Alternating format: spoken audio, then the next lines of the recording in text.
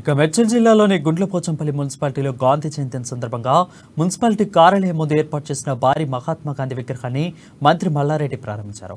దేశంలోని అతిపెద్ద మహాత్మా గాంధీ విగ్రహం ఎక్కడైనా ఉందంటే అది మేడ్చల్ జిల్లాలోనే గుండ్లపోచంపల్లిలోనే మంత్రి అన్నారు. మహాత్మా గాంధీ ఆశయాలను సీఎం కేసీఆర్ ఆదర్శంగా తీసుకుని తెలంగాణలోని ప్రతి గ్రామాన్ని ప్రగతి పథంలో తీర్చిదిద్దుతున్నారని మంత్రి మల్లారెడ్డి చెప్పారు.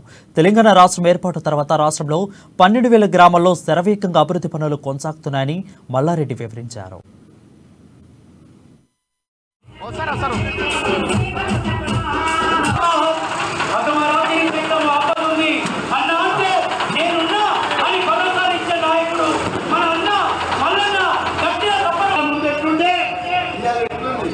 పోచంపల్లిలో దేశంలోనే ఎత్తైన విగ్రహం గాంధీ విగ్రహం ఎక్కడైనా ఉందంటే అది మన గుండ్లపోచంపల్లిలో. ఈరోజు గాంధీ జయంతి సందర్భంగా మా కౌన్సిల్ మెంబర్స్ అందరూ కూడా, మా చైర్మన్ అమ్మ కానీ, మా వైస్ చైర్మన్ కానీ, మా కౌన్సిలర్స్ కానీ, మా కోఆప్షన్ మెంబర్స్ కానీ, అదే మాదిరిగా పెద్ద ఎత్తున వాళ్ళ సొంతం డబ్బులతోటి పెద్ద ఎత్తున ఇలా గాంధీ జయంతి గాంధీ విగ్రహం ఇక్కడ మనం ఆవిష్కరించుకున్నాం. చాలా సంతోషం.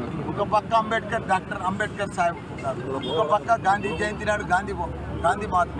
ఎందుకంటే తెలంగాణలో ఒక అంబేద్కర్ సాహెబ్ ఆశయాలు కానీ, ఒక గాంధీ మహాత్ముని ఆశయాలు కానీ నెరవేర్చింది ఒకే నాయకుడు మన కేసీఆర్.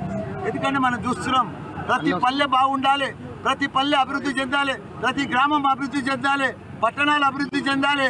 ప్రతి ఒక్కరు కూడా పేదలందరూ కూడా కులమతం భేదాలు లేకుండా అన్ని కుల మతాలు అందరూ కూడా బాగా చదువుకోవాలని చెప్పి అంబేద్కర్ గారు కానీ, గాంధీ గారు కానీ వాళ్ళు చెప్పిన ఆశయాలు మన సీఎం కేసీఆర్ గారు. ఎందుకంటే ఇప్పుడు మనకు చూస్తున్నాం 12,000